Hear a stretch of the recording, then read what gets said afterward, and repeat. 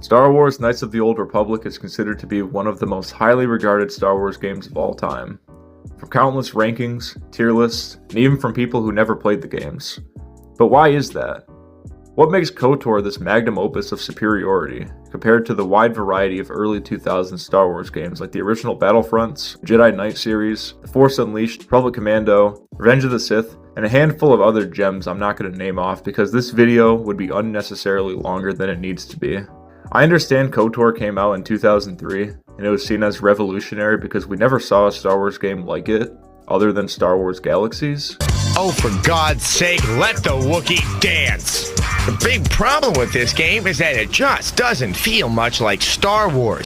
But even to this day with more Star Wars games, KOTOR is still put up on this pedestal by fans online as if no other Star Wars game could ever compete with it. Well, what if I told you KOTOR is not the best Star Wars game of all time? I know it's all subjective, but in this retrospective, I am going to cover the many issues I have with Knights of the Old Republic. Now, just because I say the game is overrated does not mean it's bad. It's just my opinion. And if you don't like that, then please leave and don't be toxic. But anyway, let's get into the video.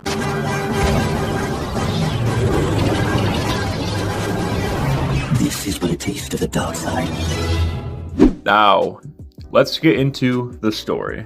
If I'm going to be completely honest, while the story isn't bad, far from it actually, it's nothing extraordinary or anything better than Lucas's original 6 that a lot of people online have tried to make it out to be. KOTOR 1 is the standard Star Wars adventure that a lot of people can get behind. It's inoffensive and it isn't boring and miserable like The Last Jedi. In a layman's summary, a Star Wars going on, some dickhead named Darth Revan got his ass whooped and now he's captured by the Jedi. You wake up in a ship as a Republic soldier, not knowing who you are. You escape to a city planet and team up with a handful of characters, including this Jedi named Bastila, who is an extremely unlikable bitch. You escape the city planet right before it gets napalmed by Darth Malak. You go to the Jedi Temple on Dantooine to begin your training. Your character has force visions of these devices called star maps, and you find them on each planet, which leads you to a super weapon called the Star Forge. You meet more friends along the way. Eventually you make it to a beach planet. The Sith capture Bastila and she gets turned to the dark side. It's revealed that you were Darth Revan the whole time. You can choose to be evil or you can just stay good. But anyway, you go to the Star Forge and confront Malak. You save Bastila and destroy the Star Forge.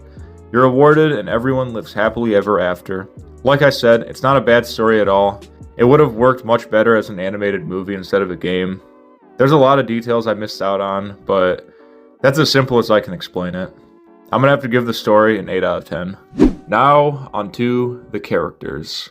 I'm gonna be straightforward on this one. The characters are nothing special in this game. I'm sorry, but I had to say it. So, with Revan, spoilers by the way, you are Revan. There's not really much you can say about Revan in this game. He's a silent self-insert protagonist, which the internet loves so much, because a character with an actual personality in a story-driven game is a big no-no. Karth is really annoying and the most useless companion in the game. He bitches constantly and makes the Revan reveal twist extremely predictable. I wish there was a way to kill him and get the light side ending as well. T3M4 is just R2. Next. Mission and Zalbar, useless companions. I never used them. They're not really that important to the main story except for like the beginning of the game. Bastila is pretty much the valedictorian teacher's pet with the smarter than thou attitude. You can romance her, which I guess is an epic win for the hardcore gamer. But as a Sigma male with more important priorities, I don't have time for nagging and woman inconveniences. On the bright side, you can kill Bastila in the light side ending.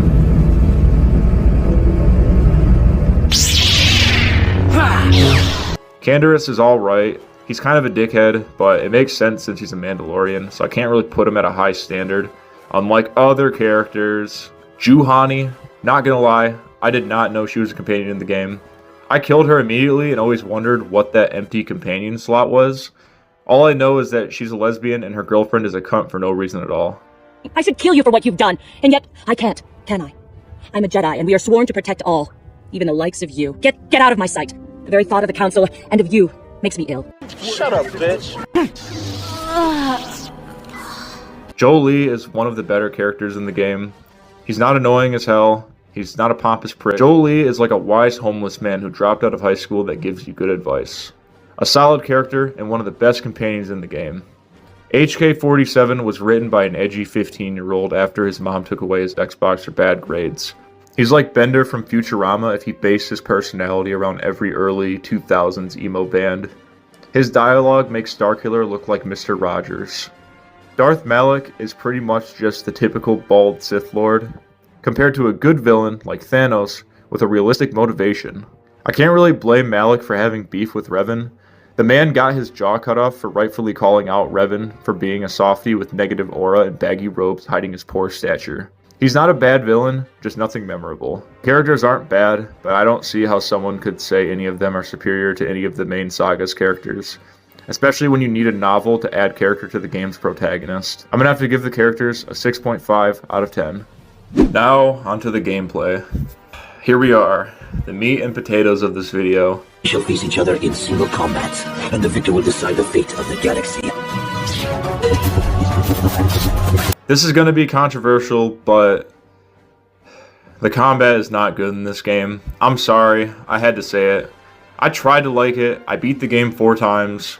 I changed the difficulty to see if that would change my mind, but it was just not doing it for me. I'm sorry, but turn-based combat is absolute dog shit. I know a lot of people don't want to say it out loud, but just like Fallout 1 and 2, ain't nobody got time for that. Now, I know that would upset another fan base just as bad, if not worse than Star Wars, but Fallout 3 and Fallout New Vegas gameplay-wise are just better. Simple as.